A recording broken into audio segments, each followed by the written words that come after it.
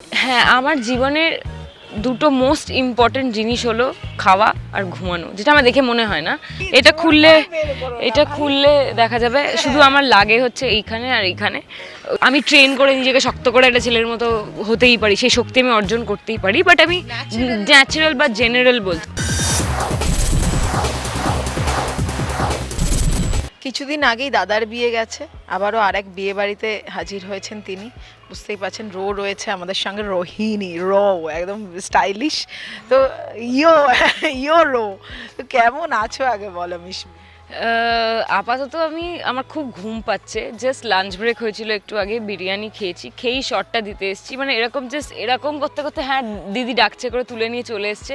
তাই ইন্টারভিউটা মানে বলছিল চলো আমরা একটু হাঁটতে হাঁটতে করি, আমি বললাম না আমি একটু বসতে চাই।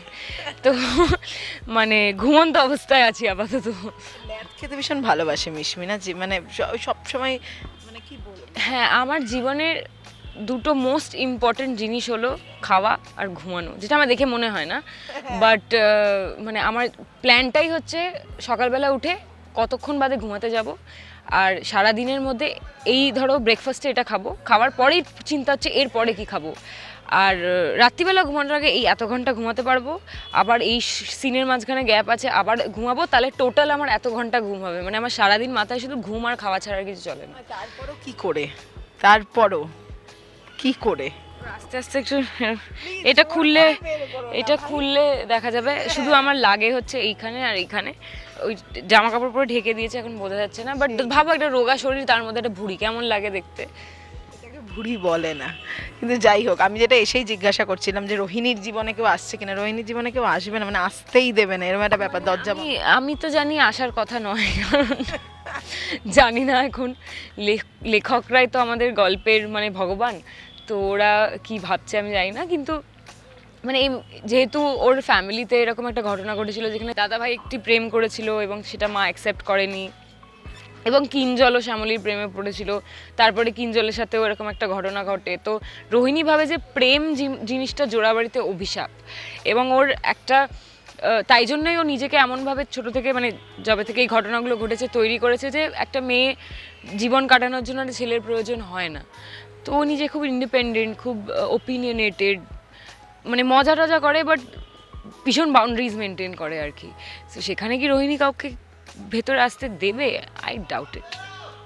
মনে হচ্ছে একজন এসে মনটা একটু গলিয়ে দেবে, কিন্তু এই যে তুমি যে বলছিলে মানে চরিত্রটা খানিকটা এই ফেমিনিস্ট বলা হয়, সেক্ষেত্রে একজন এই মানে এখন যেটা হয় বর্তমানে, যে একটা কিছু বললেই ফেমিনিজম তকমা দিয়ে দেওয়া, দেখবে মানে কিছু একটা মেয়েরা বললে আবার সেটাকে ইউজও করে বাজেভাবে, দুটোই আছে। হ্যাঁ, ফেমিনিস্ট কথাটা আমি যখন বললাম তখন আমি নিজেকে একটু কারেক্ট করতে চাই। ফেমিনিস্ট ওয়ার্ডটা বললেই লোকেরা অনেক রকমের মানে বের করে নেয়। Obviously to each his own, সবার নিজের একটা পার্সপেক্টিভ আছে। আমি আমার পার্সপেক্টিভটা বলছি। আমার মনে হয় feminist is not about equality, feminist is about equal opportunities and equity.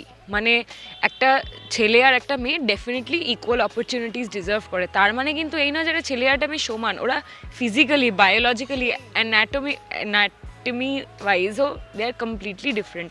মানে গায়ের জোর বলো বাকি, হ্যাঁ এখন আমি ট্রেন করে নিজেকে শক্ত করে একটা ছেলের মতো হতেই পারি, সেই শক্তি আমি অর্জন করতেই পারি, বাট আমি ন্যাচারাল বা জেনারেল বলছি।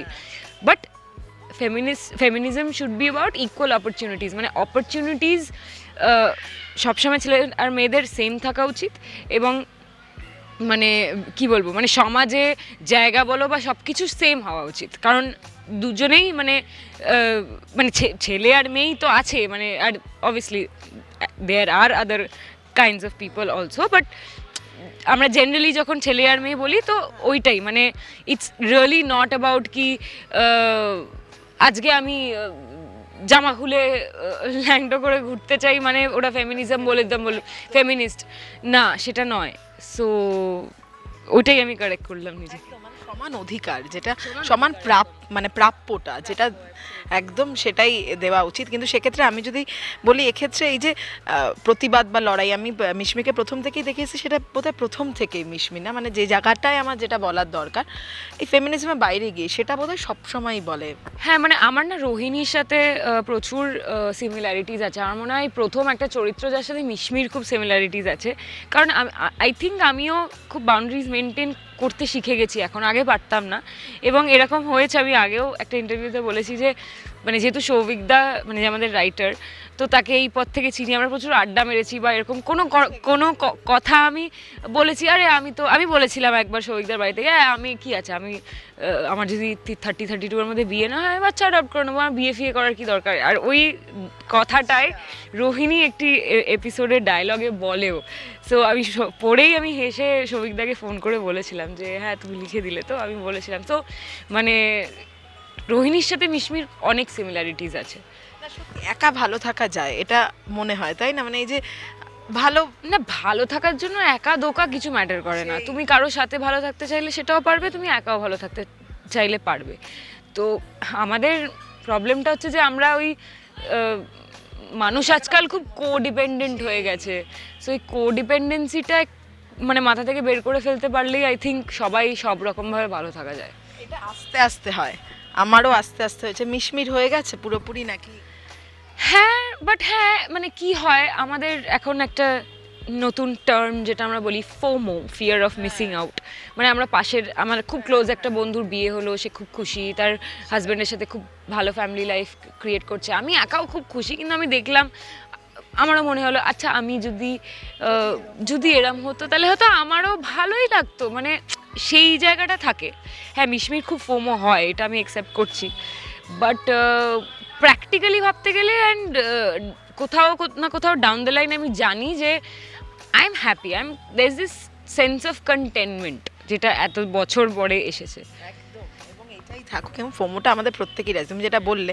কিন্তু এটাও সত্যি যে সোশ্যাল মিডিয়া বা ক্ষণিকের সময়ের জন্য যেটা দেখে আমরা ভালো ভাবছি, সেটা আদপেও হয়তো নয়, তাই না? হ্যাঁ একদমই তাই। মানে আমরা আজকে একটা আমার বন্ধুরও কথা বলছি, সে আমার যতই ক্লোজেস্ট বন্ধু হোক না কেন, তার হাজব্যান্ডের সাথে বা তার ফ্যামিলির সাথে কি চলছে না চলছে, সে হয়তো 20% শেয়ার করলেও 100% কেউ শেয়ার করে না, বিকজ সেটা তার নিজের একদম ব্যক্তিগত একটা জীবন।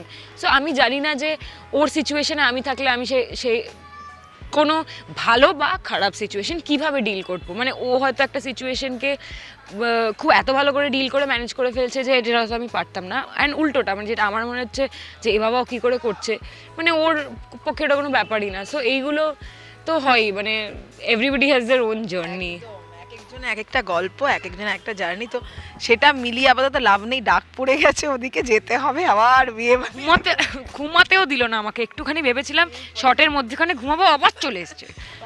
আবার কম ঘুমোলো আজকে, ব্যাস। তো শেষে কি বলবে? রোহিণী আসছে, রোহিণী এখন শ্যামলীর একটু কাছাকাছি। হ্যাঁ মানে আস্তে আস্তে রোহিণী এবার শ্যামলীকে মানে অ্যাকসেপ্ট করছে, বুঝতে পারছে যে মানে ওর রাগটা ছিল ওটাই যে রোহিণীর জন্য কিঞ্জল মিসিং, প্লাস দাদা ভাইয়ের মা জেলে গেছিলো সব কিছু, বাট ও আস্তে আস্তে বুঝতে পারছে যে শ্যামলী মেয়েটা ইনোসেন্ট, ওর ইন্টেনশনগুলো ভালো। এবং যেহেতু এই যে শ্যামলী নিজের পায়ে দাঁড়ানোর জন্য এই হোটেলে কাজ করা শুরু করে, সেটা কোথাও না কোথাও রোহিণীর মনে হয় না এই মেয়েটা মানে শি ইজ ট্রাইং, মানে ওর একটা নিজের পায়ে দাঁড়ানোর চেষ্টা আছে। সো এইসব জায়গা থেকে ওর আস্তে আস্তে শ্যামলীর প্রতি একটু ওয়ার্ম হচ্ছে আর কি। হ্যাঁ একদমই তাই। কোন গোপনে মন ভেসেছে আপনারা শুরু থেকে অনেক ভালোবাসা দিয়েছেন, মানে আমাদের এক্সপেকটেশনসের থেকে অনেক বেশি। সো আশা করবো আপনারা এইভাবেই ভালোবাসতে থাকবেন। গল্প সবে শুরু, আবারও বলছি, কিছু ভালো না লাগলে, যদি কোনোদিন কিছু ভালো না লাগে, ওই একটা এপিসোড ঠিক আছে, কালকে আবার ভালো হবে বলে দেখে নেবেন। আমি প্রমিস করছি আমাদের অনেক অনেক অনেক মেজর টুইস্টস অ্যান্ড টার্নস আসবে, যেটা আসতেই থাকে, তাই জন্যই আপনারা দেখেন। সো দেখতে থাকুন কোন গোপনে মন ভেসেছে, 8:30 সোম থেকে শনি জি বাংলার পর্দায়। টলিউড ফোকাস কলকাতা চ্যানেলটি আপনাদের ভালো লাগলে লাইক করুন, সাবস্ক্রাইব করুন এবং আপনাদের প্রিয় ভিডিওটি অবশ্যই শেয়ার করুন। Tollywood focus Kolkata.